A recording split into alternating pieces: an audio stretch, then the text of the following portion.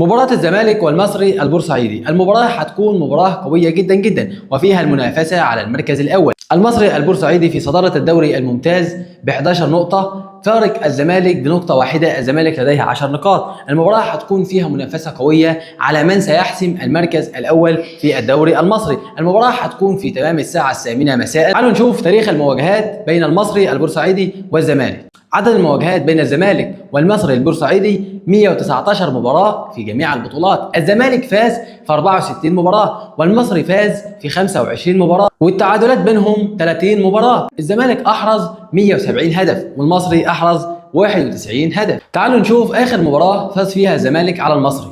بثلاث نقاط، وبسم الله نبدا مع بعض. والكره مع نادي الزمالك اللي موجود على شمال المقصوره الرئيسيه لاستاد الجيش ببرج عند معتز زدام. عايز يفتح اللعب ناحيه اليمين، طويله الكره، ابراهيم انداي اللي بيحل محل عمر جابر، لكن الحقيقه كان موجود في كتير من المباريات.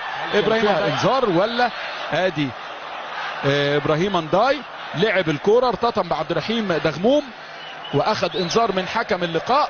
فيها حكم اللقاء اللي شاف ان فيها دفعه. دي كان اخر مباراه يفوز فيها الزمالك على المصري. تعالوا بقى نشوف اخر مباراه فاز فيها المصري على الزمالك. عطيه بالراس، رؤى يا ولد خلصها حلو قوي ناحيه الشمال لمصطفى شلبي، ناحيه الشمال وبيمينه يمشي مصطفى ويخترق وعرضيه. ناصر يا ناصر ينصر الزمالك، وناصر طبعا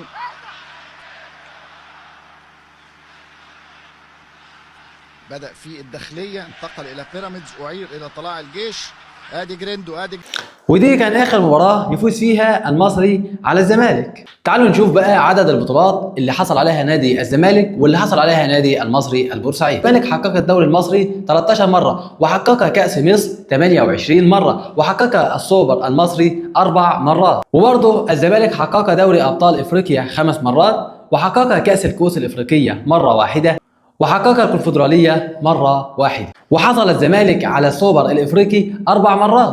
أما بالنسبة للمصري البورسعيدي، فالمصري البورسعيدي حصل على كأس مصر مرة واحدة، وحصل على كأس الاتحاد المصري مرة واحدة أيضا. فالمواجهة اليوم بين الزمالك والمصري البورسعيدي ستكون مواجهة نارية. المصري في الصدارة طبعا عايز يفضل في الصدارة، والزمالك في المركز الثاني عايز يطلع المركز الأول. وفيه مباراة مشتعلة هتكون الليلة، هيكون فيه مباراة مشتعلة بين الفريقين الليلة. ده عايز يفضل في المركز الاول وده عايز يطلع المركز الاول، فهتكون مباراه صعبه جدا جدا على الفريقين. وبالذات المصري في الفتره ديت بالاخص رجعه قويه جدا جدا، والزمالك بيحاول يرجع في الفتره الاخيره دي، لان الزمالك بقى له كام سنه بايظ تماما، مفيش لعيبه، مفيش مدرب، عنده ازمه ماليه، عنده عقبات كتير جدا جدا. فالزمالك محتاج جدا جدا يركز في المباراه ديت عشان يفوز ويطلع في المركز الاول. ولكن المصري البورسعيدي لو فعلها اليوم وفاز على الزمالك سيبقى في المركز الاول بفارق 4 نقاط عن نادي الزمالك. وده طبعا المصري بيسعى له اليوم عشان يفضل في صداره، لان المصري البورسعيدي لم يحقق الدوري المصري ولو مره واحده، لم يحققه تماما. فالمصري محتاج يفوز في هذه المباراه عشان يفضل بفارق 4 نقاط في الدوري المصري، والزمالك محتاجه تفوز عشان تطلع في صداره المركز الاول. فتوقعاتكم معايا لهذه المباراه هتكون في تمام الساعه 8 مساء اليوم. توقعاتكم معايا لهذه المباراه.